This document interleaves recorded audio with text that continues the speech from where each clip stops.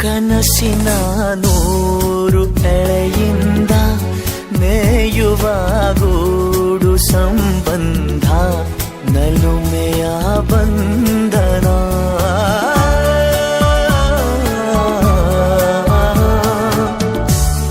ಯಾರೋ ಕರೆದಂತೆ ದೂರಿಂದ ಗರಿಯ ತೆರೆದಂಥ ಮರಿ ಚಂದ ಗೆಲುವಿನ ಬಂಧನ.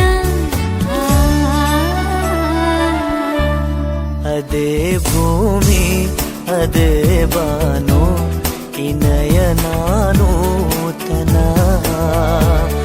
ಅದೇ ದಾರಿ ಅದೇ ತಿರುವು ಈ ಪಯಣ ನೂತನ.